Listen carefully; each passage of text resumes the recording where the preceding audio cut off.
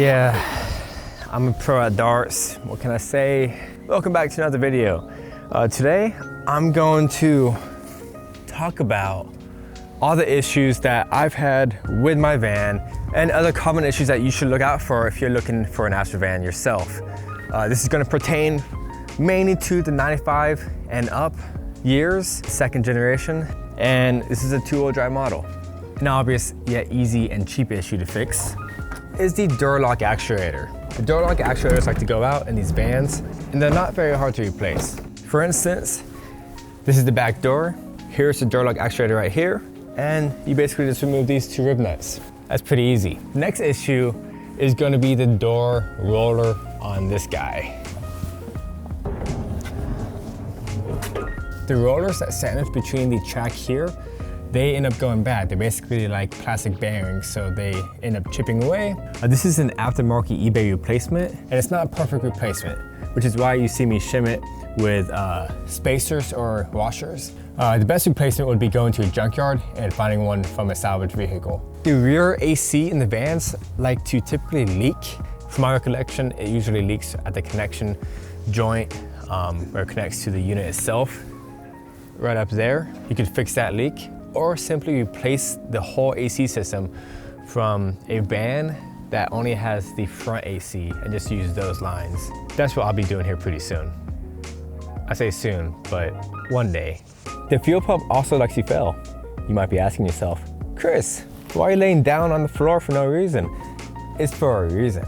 I took the route that will make it easy to replace your fuel pump in the future, where I cut an access panel in the floor. Ta-da! Here's the access panel. We're just holding down the steel plate with a gasket all around it to prevent any fuel smell from coming into the van. I've already had to use this because the first fuel pump I used was a cheapo one that didn't last. I know I'm gonna get a lot of people be like, why didn't you drop the fuel tank? I didn't want to. If you don't spend about $300 for a replacement fuel pump, which is what you should do, you will be replacing it again. I didn't have $300 at the time to replace the fuel pump. I knew I was gonna have to replace it in the future anyways, and which I did. And it took like 10 minutes to replace it, which was golden. If you don't wanna mess up your floor pan, which if you have a nice example of an Astro van, you should drop the fuel tank.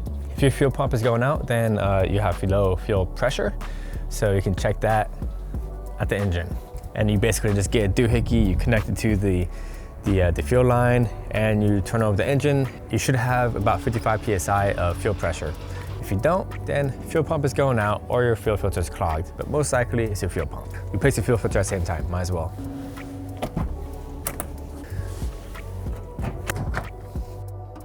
The engine mounts go bad. You know it's fun when your engine mounts go bad? Your engine shakes a lot when you turn it over. And if you have a high mile example, that shaking can break up the catalytic converter and make you fail emissions.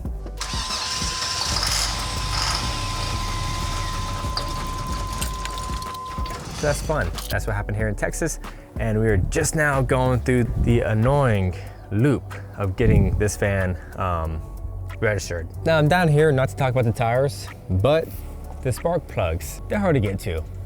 If you do about 2-inch lift on the body and the rear, then it'll be much easier to get to. Just something to gripe about. This one's fun. Behind your glove box, you have a engine cover.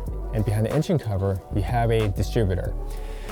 On vans 95 and up, there's an issue with the stock distributor. Just getting old in general. It can happen as low as 100,000 miles to 200,000 miles. Basically, it starts giving you misfires, and you'll have to replace the top cap of the distributor, replace the whole thing. It was very cheap anyways, and easy. You just have to be a little patient, watch a video, my video, and you should be able to get it done. And if it's going bad, you probably get a misfire with a code P0300. In other cases, your van just won't start. So yeah.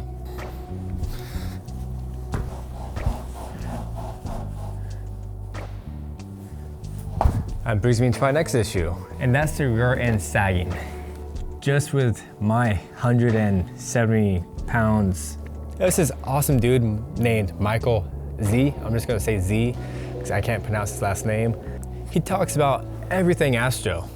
And I really respect the way that he talks about Astros to his fan base. And thank you for being a good guy. Anyways, one of his videos, he talked about the leaf springs. Basically, these Astros has a 3-link leaf spring. That's weak for these vans, especially at this age. You'd want to upgrade to a 3+1, which is basically the 3 leaf springs with an added leaf spring. That would prevent the rear end from sagging, and obviously you should replace the shock as well while you're at it. You can get a replacement from an S10. They have the 3+1, or there are aftermarket solutions on the interwebs. I'll link his video down below if you want to learn more about what he has to say. Definitely watch it. That 3+1 spring in the back will give the rear end about a 2-inch lift. To kind of balance that, you'd want to get 2-inch spacers for the front. Whether you had the barn doors or the typical 2-door style, these vans do like to leak. The first night Tara and I went camping, it was raining on Valentine's Day. It was a great story. Anyways, the first leak I found out was leaking through the windowsill. It was leaking down into the door and onto the floor pan. I simply replaced the gasket. I had to remove the whole window to replace that gasket. There's paint on it now because I just painted the van. And that fixed that leaking issue. But I had a few more leaks I had to tackle. The next leak is this up here. This is basically like a water gutter, and it developed cracks underneath it due to age. And I ended up using this green gasket maker, not the black Permatex. It's the green stuff is basically made to fix this type of stuff from my recollection. And it worked fantastic to stop this from leaking through the cracks. If the van is parked where the nose is higher than the back end, this canal does end up filling up with water and still leaks sometimes. I don't know how to get around that. If you do, comment below, so hopefully you can help me and others alike. I think it might be this gasket. That would make sense. However, I'm just not fully convinced. And the last leak on this van that I've had was through the roof rack. This used to have a roof rack on it, but I got rid of it because it's old and it's basically falling off anyways. On top of that, it was leaking through the holes that it was mounted in. So I plugged them up temporarily, and I'll be installing a DIY roof rack here in the future. So if your van is leaking from the roof somewhere like that, that's a common issue. Another thing, the roof likes to rust over time, especially if the previous owner didn't take care of the van like they didn't take care of this van. So I basically got rid of all the rust and painted it all white to help with heat during the summer. Other common issues, the temp sensor goes out. There's 2 of them, one on top of the block and one to the side of the block. Replace both of them, might as well. One on the side of the block next to the cylinders. When you remove that one, coolant will come out. So be ready to plug it up with a new sensor as soon as possible. The trans fluid needs to be replaced, especially at higher mileage.